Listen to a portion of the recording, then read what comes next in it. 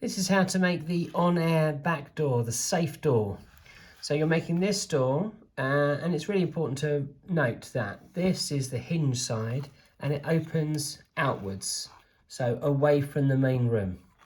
So the bolt that we're creating today actually slides across here, behind here. If I show you, this is the front. So if we were decorated, this would be brick wall. So this is essentially this part here, front, FR. And you'll see these holes, and what we're going to do is we're going to attach these little pieces here, these 3 pieces here. What I've done is I've attached one and it's slightly raised. If you can see, there's a slight gap, so it's not completely flush. The reason for that is when you've got the slide bar and you've poked it in, if it's completely flush, then this has got no give at all, can't move at all.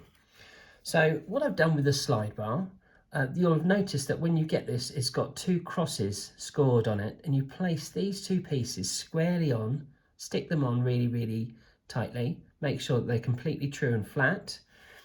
What this enables someone to do when they're playing the game is that they will get their elbow joint pieces, so there's 2 pieces that they've previously discovered on the left-hand door, put a fastener through so they can poke it through to make an elbow, essentially like that they can use to angle and slide the bolt open. So again, this is the back side, that's the front, that's the back.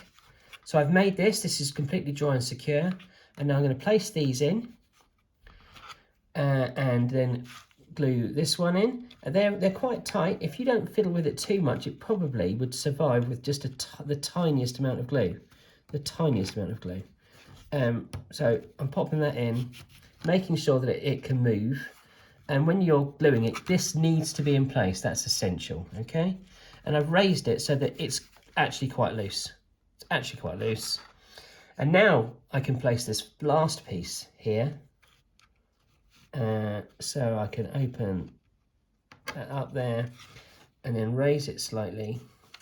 Make sure it's loose enough. You'll place a wooden hinge along here, and now this door can only be opened, because there's the hinge there, it can only be opened by this bolt being slid across like that. So now it can open up. It can't open forwards because you've got a paper rim around the edge there, so it's blocked from opening that way. So it must open outward with a hinge along here. And again, you can use a paper hinge, make it as strong as you like. For note, I put that hinge on just so I can do it for the photographs. Not strong enough, it needs to be the whole way along. Hope that's been helpful.